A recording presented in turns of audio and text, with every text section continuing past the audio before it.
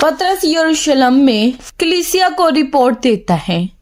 इमालुस का 11वां बाप। और रसूलों और भाइयों ने जो यहूदिया में थे सुना कि गैर कौमों ने भी खुदा का कलाम कबूल किया।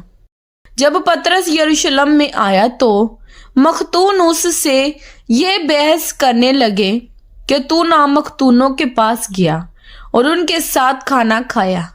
पतरस ने शुरू से वो आमर तरतीबवार उनसे बयान किया कि मैं यफा शहर में दुआ कर रहा था और बेखुदी की हालत में एक रोया देखी कि कोई चीज बड़ी चादर की तरह चारों कोनों से लटकती हुई आसमान से उतरकर मुझ तक आई।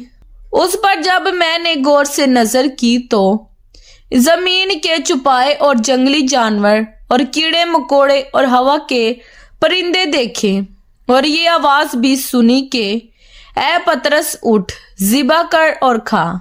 लेकिन मैंने कहा ऐ खुदावंद हरगिज नहीं, क्योंकि कभी कोई हराम या नापाक चीज मेरे मुंह में नहीं गई।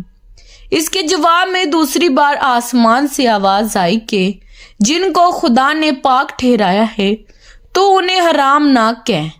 3 बार ऐसा ही हुआ।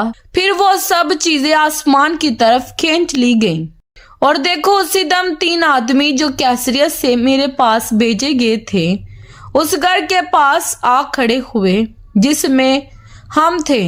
रूह ने मुझसे कहा कि तू भला इम्तियाज उनके साथ चला जा। और ये 6 भाई भी मेरे साथ हो लिए और हम उस शख्स के घर में दाखिल हुए।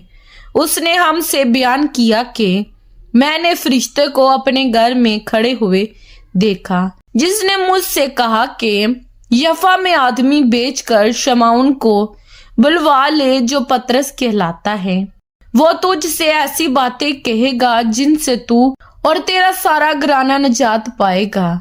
जब मैं कलाम करने लगा तो रूह कुदस उन पर इस तरह नाजिल हुआ जिस तरह शुरू में हम पर नाजिल हुआ था।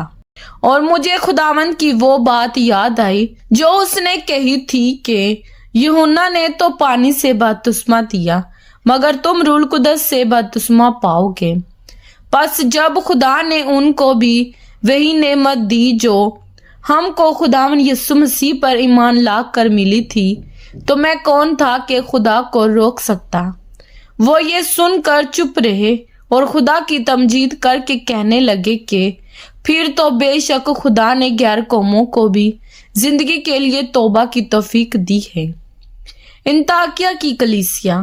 बस जो लोग उस मुसीबत से परगंदा हो गए थे जो स्तिफनस के बाइस पड़ी थी वो फिरते फिरते फनीके और कुप्रस और अंताकिया में पहुंचे मगर यहूदियों के सिवा और किसी को कलाम ना सुनाते थे।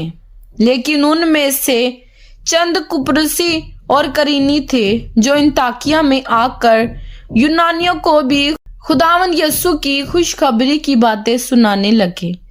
और खुदावंद का हाथ उन पर था और बहुत से लोग ईमान लाकर खुदावंद की तरफ रजू हुए।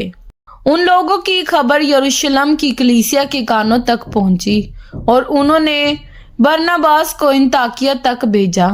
पहुंचकर और खुदा का फजल देखकर खुश हुआ और उन सब को नसीहत की कि दिली इरादे से खुदावंद से लिपटे रहो क्योंकि वो नेक मर्द और रूह कुदस और ईमान से ममूर था। और बहुत से लोग खुदावंद की कलीसिया में आ मिले। फिर वो साउल की तलाश में तरसूस को चला गया और जब वो मिला तो उसे अंताकिया में लाया।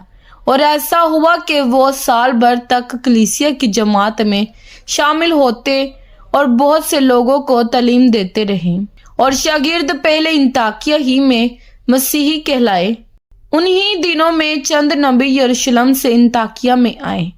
उनमें से एक ने जिसका नाम उगबुस था खड़े होकर रूह की हदायत से जाहिर किया कि तमाम दुनिया में बड़ा काल पड़ेगा और ये कुलुदीस के अहद में वाक़या हुआ।